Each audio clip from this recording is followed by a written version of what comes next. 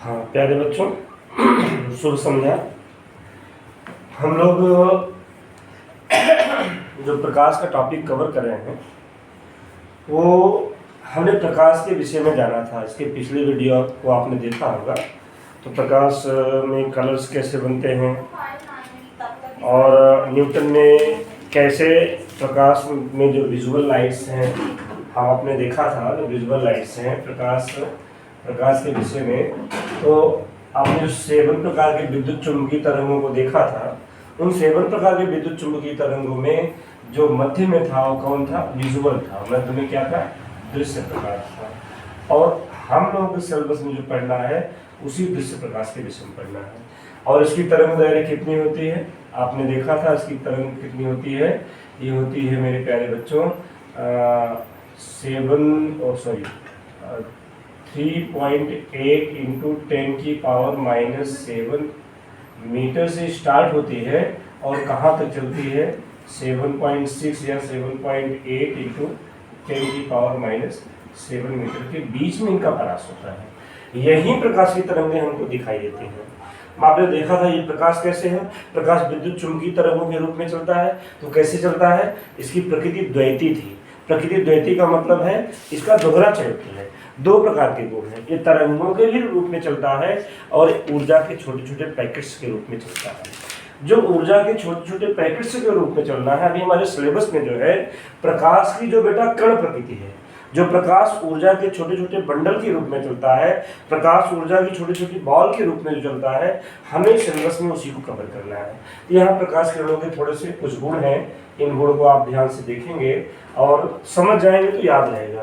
है बेटा प्रकाश जो है ना, ये प्रकाश जो है ना, ये स्वयं अदृश्य रहता है। ये जो होता है स्वयं नहीं दिखाई देता है, परंतु क्या करता है? इसकी उपस्थिति में वस्तुएं दिखाई देती हैं। इसकी उपस्थिति में वस्तुएं दिखाई देती हैं। बड़ा कारण है मेरे प्यारे बच्चों। प्रकाश जो है किसी भी माध्यम में चल सकता है। प्रकाश निर्वात में भी चल सकता है, यानी ये अदृश्य तरंगें निर्वात में भी आती हैं। जब पृथ्वी के वायुमंडल के ऊपर इन प्रकाश तरंगों को हम देखते हैं तो हमें अदृश्य दिखाई नहीं पड़ती। इस नाते से जब अंतरिक्ष में कोई होते हैं तो अंतरिक्ष में जानते हो घुप अंधेरा, एकदम से सब कुछ काला ही काला। अंतरिक्ष में कुछ नहीं दिखाई देता। क्यों नहीं दिखाई देता? क्योंकि वहां कोई माध्यम ही नहीं। प्रकाश तो है लेकिन माध्यम नहीं है। और जब माध्यम नहीं, मैंने बताया था प्रकाश दिखाई, कोई वस्तु में दिखाई कब पड़ती है?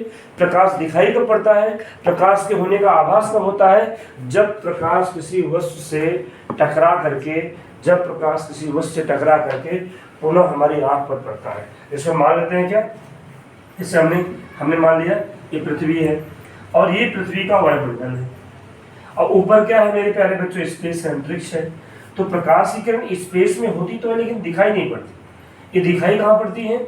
जब वायुमंडल में, पृथ्वी के वायुमंडल में प्रवेश करती हैं तो दिखाई पड़ती हैं। क्यों दिखाई पड़ती हैं? जब हम पृथ्वी के वायुमंडल में होते हैं तो ध्यान करें, तो ये प्रकाश की किरणें जब वायु के कणों पर पड़ती हैं तो वायु के कणों के विक्षेपण के कारण से या कणों से हमारे आंख तक परावर्तन के कारण से ये हमको प्रकाश दिखाई पड़ने लगता है उछल करके। तो यानी आशय है प्रकाश जो स्वयं होता है अदृश्य होता है, परंतु इनकी उपस्थिति में वस्तुएं दिखाई देती हैं। अंतरिक्ष में प्रकाश होता है लेकिन अदृश्य होता है, क्योंकि अंतरिक्ष में कोई वस्तु नहीं होती है। किसी से टकरा के प्रकाश वापस नहीं आ सकता। जब प्रकाश किसी से टकरा के वापस नहीं आ सकता तो हमें अंतरिक्ष में प्रकाश दिखाई नहीं पड़ता। इस नाते से मेरे प्यारे बच्चों, अंतरिक्ष में घुप अंधेरा, सब कुछ अंधकार है, एकदम से घुप अंधकार है। और प्रकाश सीधी रेखा में चलता है। प्रकाश का एक गुण है, प्रकाश सीधी रेखा में चलता है। ध्यान करें, अगर प्रकाश सीधी रेखा में न चलता तो क्या होता है? प्रकाश मेरे प्यारे बच्चों सीधी रेखा में अगर ना चलता तो जानते हो क्या होता? दीवार के उस पार ही आपको दिखाई पड़ता है। भाई क्या करता है? मान लो कोई जैसे कोई दीवार है, कोई क्या बोलते हैं, कोई अवरोध है, यहाँ प्रकाश स्रोत है। प्रकाश स्रोत भैया आप हमको रोक रहे, हम नहीं जाएंगे। हम क्या करेंगे? बगल से चले जाएंगे। बगल से आकर के यहाँ पर जो वस्तु है ये हमको दिखाई देगा इस प्रकाश के कारण से। इस नाते से प्रकाश क्या करता है? छाया बनाता है। किसी वस्तु पर पड़ता है तो प्रकाश क्या होता है? रुक जाती है। इस नाते से हमको जानकारी होती है प्रकाश कैसे चलता है, सीधी रेखा में चलता है। इस बात को हम याद रखेंगे। प्रकाश निर्वात में भी गमन कर सकता है, अभी हमने बताया। और इसी निर्वात में जो मेरे प्यारे बच्चों प्रकाश की चाल होती है, कितनी होती है? 3 × 10⁸ मीटर पर सेकंड होती है। तो 3 × 10⁸ मीटर पर सेकंड कितना है? आप इसको कन्वर्ट करेंगे तो मेरे प्यारे बच्चों ये आएगा 3 लाख किलोमीटर प्रति सेकंड, यानी 1 सेकंड में 3 लाख किलोमीटर चलता है। आप इमेजिन करें, आप कल्पना करें, यदि हम प्रकाश के वेग से चलना शुरू कर दें, हमें अमेरिका जाना हो तो पता है कितनी देर में अमेरिका पहुंच जाएंगे? अमेरिका बहुत ज़्यादा होगा, 7-8 हज़ार किलोमीटर होगा। और अमेरिका पहुंचने में सेकंड का 1000वां हिस्सा भी नहीं लगेगा, और सेकंड के 1000वें हिस्से के अंतर के बराबर हम पूरी पृथ्वी को क्या करेंगे? राउंड करके फिर अपने स्थान पे आ जाएंगे। यानी इतनी तेज प्रकाश चलता है। आप कल्पना करें प्रकाश, पृथ्वी की परिधि कितनी होती है? पृथ्वी का जो त्रिज्या होती है वो 6400 किलोमीटर होती है। आप परिधि निकालें, यानी पूरी पृथ्वी का एक चक्कर हम प्रकाश के वेग से कितने समय में निकाल सकते हैं? आप इसको कैलकुलेट करेंगे और कमेंट बॉक्स में हमें बताएंगे। मेरे प्यारे बच्चों, ये महत्वपूर्ण पहलू है। कह रहा प्रकाश चमकदार पृष्ठ पर आपतित होने पर प्रकाश क्या होता है? बाउंस हो जाता है। प्रकाश क्या हो जाता है? उछल जाता है। और कैसे उछल जाता है? सेम वैसे ही, क्योंकि आप जानते हैं ये उछलने की घटना बताती है प्रकाश क्या है? प्रकाश छोटे छोटे पैकेट्स के रूप में है। प्रकाश क्या है? कण। प्रकाश की प्रकृति कैसी है? कण प्रकृति है। क्यों? क्योंकि जब कोई बार मैं ऊपर से थोड़ा सा मैं ऊपर इरेज कर दे रहा हूँ। ऊपर जो मैंने लिखा है ऊपर मैं इरेज कर दे रहा हूँ, तो थोड़ा सा मुझे स्थान मिल जाएगा बताने को। ये बेटा ये घटना समझते हैं कि जब ध्यान करें, जब कोई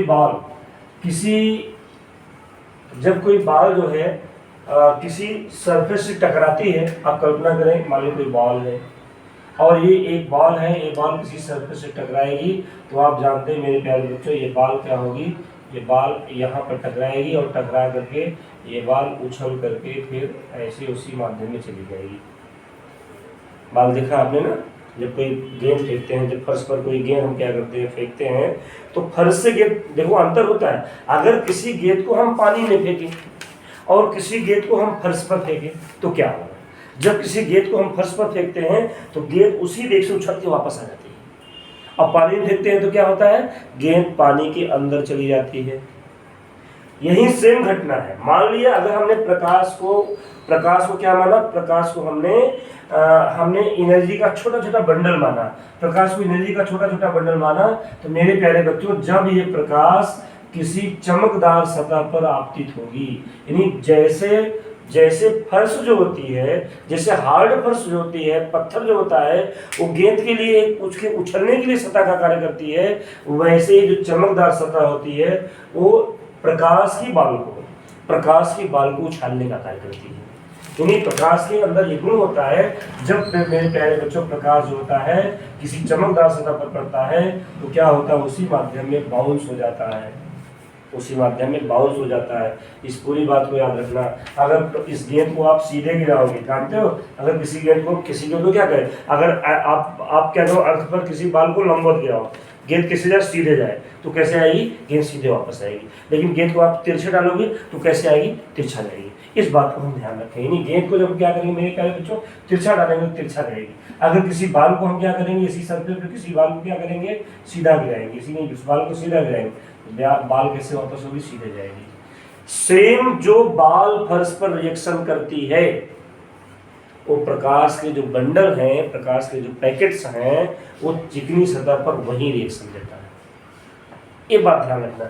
इस बात को ध्यान रखते समय आपको बहुत सारी बात समझने वाले इसमें। हमने कहा दूसरा कारण है प्रकाश जब बेटा एक माध्यम से दूसरे माध्यम में प्रवेश करता है।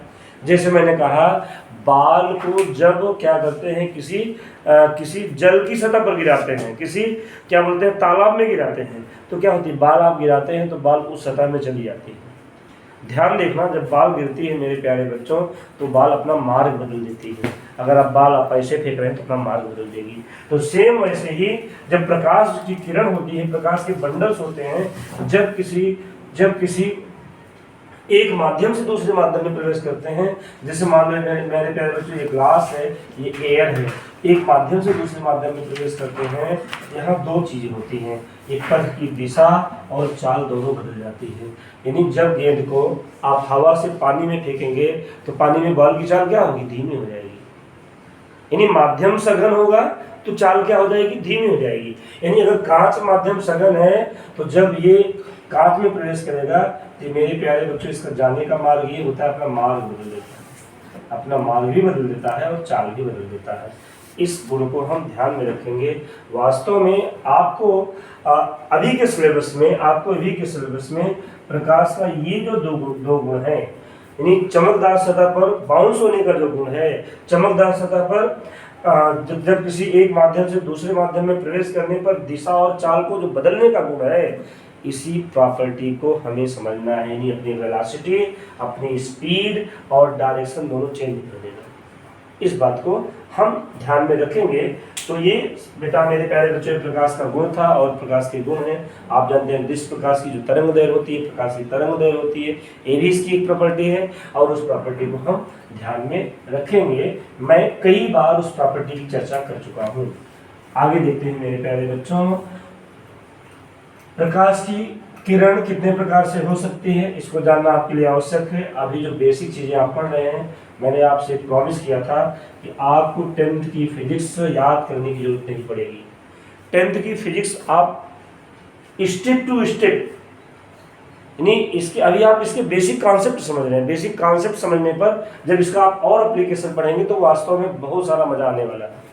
तो यहाँ हम देखते हैं, जब प्रकाश की किरण जो है, तो अगर हम प्रकाश की किरण की बात करें, ये बात याद रखेंगे, बहुत सिंपल सी बात है। जो प्रकाश की जो किरण होती है बेटा, वो 3 प्रकार से हो सकती है। 3 प्रकार से कैसे हो सकती है? एक प्रकाश की जो किरण हो सकती है और ऐसे 3 प्रकार से हो सकती है। एक मेरे प्यारे बच्चों, प्रकाश की किरण अभिसारी हो सकती है। अभिसारी का मतलब क्या होता है? कन्वर्जेंट। क्या होता है? प्रकाश की अभिसारी प्रकाश किरण। और एक प्रकाश किरण क्या हो सकता है मेरे प्यारे बच्चों? अपसारी। अपसारी का मतलब होता है डाइवर्जेंट, यानी अपसारी।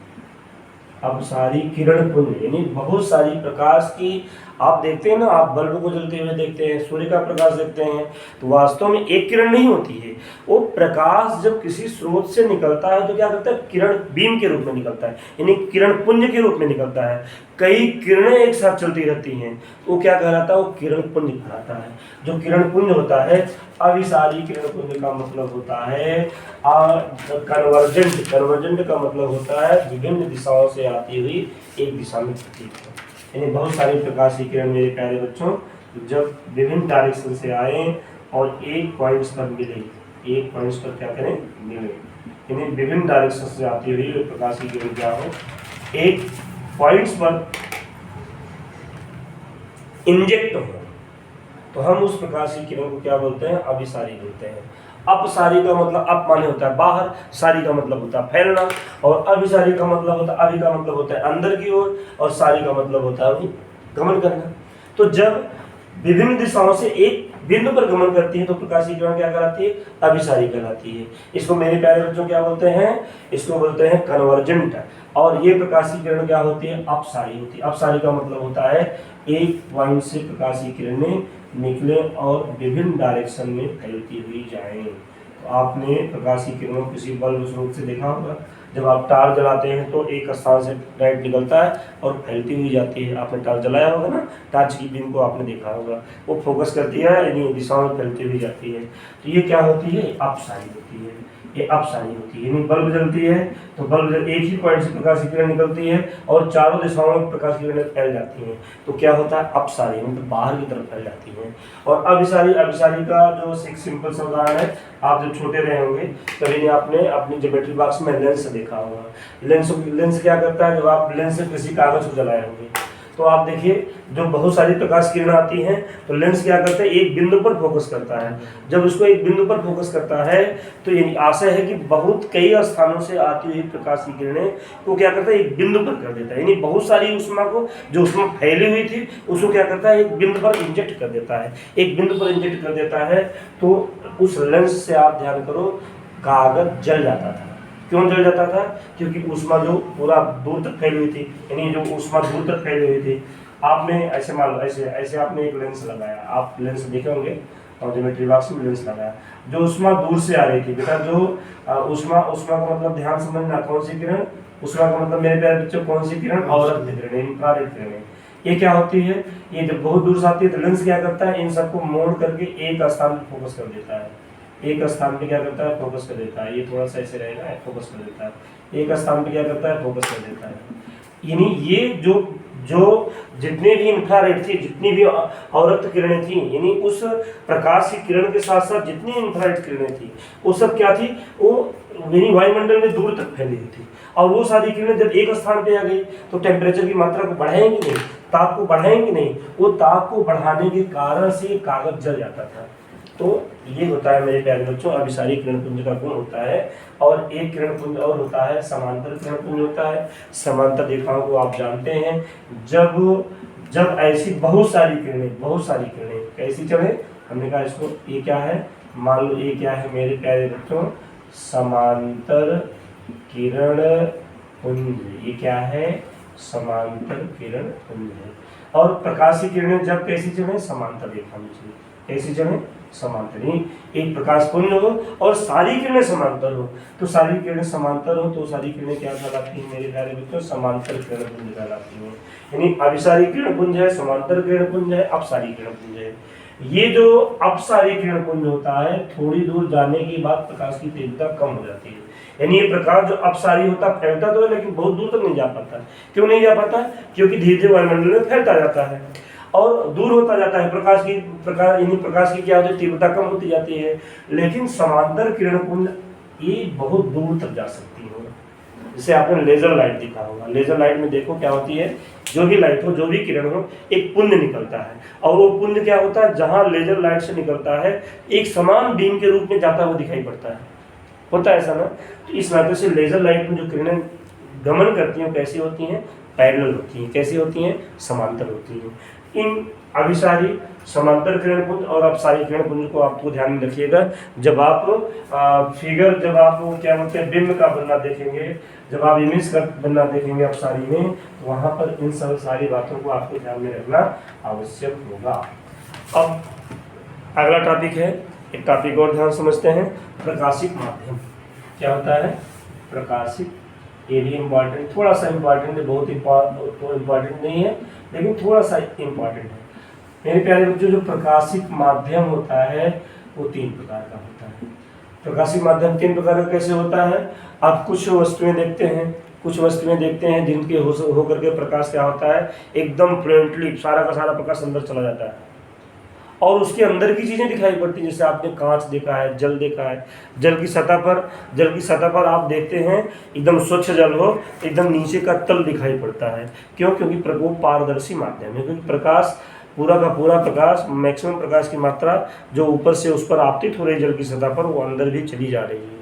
यानी ये माध्यम, और कुछ माध्यम होता है एकदम से नहीं जाने देता, कुछ आधा अधूरा जाना देता है। तो जो मेरे प्यारे बच्चों ऐसा माध्यम जो हो वो क्या कहलाता है? जो पूर्ण प्रकाश की मात्रा, जो प्रकाश की किरणों के अपने अंदर से होकर के प्रवाहित होने देता है, वो क्या कहलाता है? पारदर्शी माध्यम कहलाता है। क्या कहलाता है? देखो, उसके अंदर से प्रकाश की किरणें पारदर्शी का मतलब होता है उसके पार भी दिखाई पड़ता है। अब जैसे मान लीजिए कोई कांच लिए है, कोई एकदम से स्वच्छ कांच है, व्हाइट कांच है, तो कांच के आप उस पार भी देख पाते हो। क्यों देख पाते हो? क्योंकि पारदर्शी है, उसके पार भी दिखाता है। क्यों दिखाता है? क्योंकि कांच के अंदर से होकर के प्रकाश की किरणें जा सकती हैं। तो क्या कहलाता है? वो कहलाता है पारदर्शी। कैसा माध्यम कहलाता है? वो पारदर्शी माध्यम कहलाता है। और अगला माध्यम क्या होता है मेरे प्यारे बच्चों? ये होता है अपारदर्शी। क्या होता है? अपारदर्शी का मतलब होता है हम एक किरण जा ही नहीं देंगे, एक भी किरण क्या करेंगे अपने अंदर से होकर के जाने ही नहीं देंगे। अपारदर्शी का मतलब उसके पार दर्शन नहीं होगा। ठीक है ना?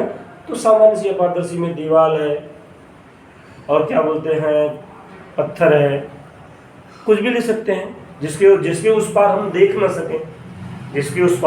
ना सकें, वो क्या होता है? अपारदर्शी होता है। आगे एक और माध्यम होता है, इस बात को भी हम समझेंगे मेरे प्यारे बच्चों, पारभाषक माध्यम। क्या होता है? पारभाषक माध्यम या पारभाषी माध्यम। पारभाषी माध्यम का मतलब होता है कि जो प्रकाश की किरणों को बहुत सूक्ष्म मात्रा में अपने अंदर से जाने दें, सभी को ना जाने दें, सूक्ष्म मात्रा में जाने दें। तो पारभाषी में सूक्ष्म मात्रा में देखो रंगीन कागज है, रंगीन के कागज के हमें उस पार क्या जिसके उस पार हमें धुंधला दिखाई पड़े। और जैसे आप एक कागज लीजिए, कागज में तेल लगा दिए, ऑयल लगा दीजिए, तो उसको कागज क्या है दूसरी तरफ हल्का हल्का दिखाई पड़ता है। तो ऐसा माध्यम क्या कहलाता है? पारभाषी माध्यम कहलाता है। इस माध्यम के विषय में ही हम जारी रखेंगे। आगे बहुत ही इंपॉर्टेंट टॉपिक हम पढ़ने वाले हैं मेरे प्यारे बच्चों, वो टॉपिक है वो है परावर्तन, यानी प्रकाश का परावर्तन। एक बड़ी घटना है। इस चैप्टर को हम यहीं पर पढ़ा करके टॉपिक को समाप्त करने वाले हैं। ये क्या हम पढ़ने वाले हैं? प्रकाश का परावर्तन। देखो प्रकाश का परावर्तन का मतलब होता है, वर्तन माने घूमना होता है, परा का मतलब वापस आकर के, मतलब घूम जाए। कैसे घूम जाए? उसी माध्यम में कौन घूम जाए? प्रकाश की किरण घूम जाए। यानी हमने आपको बताया था कि प्रकाश क्या है? प्रकाश की एक प्रकृति है। प्रकाश ऊर्जा के छोटे छोटे पैकेट से रूप में है, ऊर्जा के छोटी छोटी बॉल के रूप में है। जैसे बाल किसी चमकदार सतह पर पड़ती है, जैसे ही बाल किसी चमकदार सतह पर पड़ती है, जैसे प्रकाश के छोटे छोटे कण। अच्छा, एक बात आप ध्यान में रखना, मैं एक कण की बात कर रहा हूँ। देखो प्रकाश के जो कण हैं वो कितने सटीक रूल्स का फॉलो करते हैं। जैसे आप देखते हैं ना, आप देखते हैं कि क्या बोलते हैं, वो सेना की टुकड़ी जा रही है, वो कई टुकड़ी एक साथ चलती हुई जा रही है साथ में, यानी एक भी व्यक्ति एक दूसरे को स्पर्श नहीं करता है। यानी प्रकाश की ये सारे बंडल्स मेरे प्यारे बच्चों जो होते हैं, ये कितनी स्पीड से चलते हैं हम कल्पना कर सकते हैं ना। हमने कहा 3 लाख किलोमीटर पर सेकंड के वेग से चल सकते हैं, लेकिन जब ये चलते हुए आप जानते हैं, आप सोचो कितने सटीक रूल्स को फॉलो करते हैं, कितने वेग से चलते हैं और अपनी जो पूरी गैप है बनाए रखते हैं। यानी पहला किरण गिरा तो दूसरा कण, तीसरा कण उसी माध्यम से उसी रूप में जा रहे हैं। यानी ये आपस में कभी एक दूसरे से ओवरलैप नहीं कर सकते। ऐसा नहीं कोई कण क्या करे, भाई इसको पार करके हम ओवरलैप कर जाए, निकल जाए, ऐसा नहीं होता। एकदम से सटीक रूल्स को फॉलो करता है। यानी प्रकाश आप जानते हैं, प्रकाश का परावर्तन का मतलब होता है, आप ध्यान से सुनिए और सुनते हुए आप समझेंगे, समझते हुए आप परिभाषा को लिख सकते हैं। जब प्रकाश की किरण किसी चमकदार सतह पर पड़ती है, जब प्रकाश की किरण किसी चमकदार सतह पर आपतित होती है, पड़ती है, तो उसी माध्यम में आपतित होकर के उसी माध्यम में उसी वेग से टकरा करके वापस हो जाती है। और ये घटना मेरे प्यारे बच्चों क्या कहलाती है? प्रकाश का परावर्तन कहलाती है। और जो किरण आपतित होती है, इसके सारे कुछ घटक हैं, उस घटक को ध्यान रखना। जो किरण आपतित होती है इसको इंसिडेंट रे बोलते हैं। क्या बोलते हैं? आई रे, इंसिडेंट रे। इंसिडेंट रे का मतलब क्या होता है? आपतित किरण। क्या बोलते हैं? आपतित किरण। यानी ये क्या है? Reflection of light. हम पढ़ रहे हैं क्या? रिफ्लेक्शन ऑफ लाइट पढ़ रहे हैं। ये इंसिडेंट रेज है, जो किरण आपतित होती है, जो किरण चमकदार सतह पर पड़ती है, उसको क्या बोलते हैं? आपतित किरण बोलते हैं। क्या बोलते हैं? आपतित किरण बोलते हैं, या उनको हम इंसिडेंट रेज कहते हैं। यानी प्रकाश की किरण का मतलब ऊर्जा के छोटे छोटे बंडल्स। प्रकाश की किरण किसी चमकदार सतह पर आपतित होने के बाद जो किरण बाउंस होकर के दूसरे माध्यम में वापस जाती है, उसको क्या बोलते हैं? रिफ्लेक्टेड रेज, आर रे बोलते हैं, रिफ्लेक्टेड रेज बोलते हैं। या इसको हम क्या कर सकते हैं बेटा हम कर सकते हैं इसको परावर्तित किरण। क्या बोलते हैं? बोलेंगे इसको परावर्तित किरण बोलेंगे। एक बात ध्यान रखना, यहाँ पर बेटा वास्तव में प्रकाश के परावर्तन को, प्रकाश के रूल्स को समझाने के लिए एक पहलू होता है, एक इसका एक घटक और होता है। इस घटक को याद रखेंगे। यानी ये जहाँ पर कोई प्रकाश की किरण पड़ती है, इसको बेटा बोलते हैं पॉइंट ऑफ इंसिडेंट। क्या बोलते हैं? Point of incident. हिंदी में इसको बोलते हैं, इस पॉइंट को बोलते हैं आपतन बिंदु। क्या बोलेंगे? आपतन बिंदु बोलेंगे हिंदी में मेरे प्यारे बच्चों, इसको आपतन बिंदु बोलते हैं। और आपतन बिंदु पर ध्यान करिए, आपतन बिंदु पर दर्पण के तल के लंबवत जो काल्पनिक रेखा, ये रेखा होती नहीं है, एक काल्पनिक रेखा होती है, क्योंकि लंबवत कोई ना कोई रेखा तो होगी। जो काल्पनिक रेखा होती है वो मेरे प्यारे बच्चों क्या कहलाती है? अभिलंब कहलाती है। अभिलंब का बहुत बड़ा रोल है, अभिलंब का बहुत बड़ा रोल है इस टॉपिक में, इस पूरे चैप्टर्स में हम सब अभिलंब पढ़ने वाले हैं। और ये क्या होता है? ये अभिलंब होता है। अब यहाँ पर दो एंगल बनते हैं बेटा, एक एंगल ध्यान करिए ये बना, एक एंगल ये बना। अब इस एंगल को क्या बोलेंगे? एंगल आई बोलेंगे। क्या बोलेंगे? इस एंगल को क्या बोलेंगे? एंगल आर बोलेंगे। इसको बोलते हैं बेटा एंगल ऑफ इंसिडेंट, और इसको बोलते हैं एंगल ऑफ रिफ्लेक्शन, यानी आपतन कोण। इसको क्या बोलते हैं? आपतन कोण, यानी इसको बोलते हैं आपतन कोण। और इसको क्या बोलेंगे? परावर्तन कोण, एंगल ऑफ रिफ्लेक्शन। इसको मेरे प्यारे बच्चे बोलेंगे परावर्तन कोण। परिभाषा बना ही सकते हैं, कभी आपसे पूछ लें। आपतन कोण किसे कहते हैं? आपतन बिंदु पर अभिलंब तथा आपतित किरण के बीच angle between normal and incident rays are known as angle of incident. यानी आपतित किरण और अभिलंब के बीच जो कोण बनता है उसको क्या बोलते हैं? आपतन कोण बोलते हैं। और परावर्तित किरण और अभिलंब के बीच में जो कोण बनता है उसे क्या बोलते हैं? परावर्तन कोण। तो बेटा इतनी बात आप ध्यान में रखेंगे, सारी डिफिनेशंस को ध्यान में रखेंगे, और परावर्तन की जो घटना है, परावर्तन की घटना की परिभाषा भी याद रखेंगे। कभी कभी पूछता है परावर्तन किसे कहते हैं, तो परावर्तन की डेफिनेशन क्या होगी कि जब कोई प्रकाश की किरण किसी चिकनी सतह पर आपतित होती है तो प्रकाश की किरण उसी माध्यम में परावर्तित होकर के उसी माध्यम में बाउंस होकर के निकल जाती है, और ये घटना क्या कहलाती है? प्रकाश का परावर्तन कहलाती है। परावर्तन को सिंपल से आप देखेंगे ना, जब आप किसी दर्पण को लेते हैं, ध्यान के लिए, जैसे मेरे पास ये दर्पण है, तो दर्पण को आप लेते हैं जब प्रकाश के माध्यम में तिरछा रखते हैं। ध्यान करिए, किसी दर्पण को कभी कभी आप खेलते हुए रखेंगे ना, किसी दर्पण को धूप में आप लेते हैं। अब किसी दर्पण को धूप में आप लेते हैं, धूप से अगर आपको प्रकाश की किरण कमरे के अंदर पहुंचानी है तो आप क्या करते हैं? सूर्य की तरफ दर्पण करते हैं, हल्का सा तिरछा करते हैं, यानी सूर्य की किरण क्या ऐसे आपतित होगी, ऐसे फिर बाउंस होकर के वो सारी किरण कहाँ जाती है? कमरे में जाती है। और ध्यान करिए, कमरे में क्या होता है? उजाला हो जाता है, यानी वो सारी किरण कमरे में उजाला कर देती है। इसलिए आप ध्यान करिए, मैंने दर्पण को भी क्या बताया था? दर्पण को भी मैंने बताया था अदीप्त प्रकाश का स्रोत है। ठीक है, तो आज के लिए इतना ही, धन्यवाद।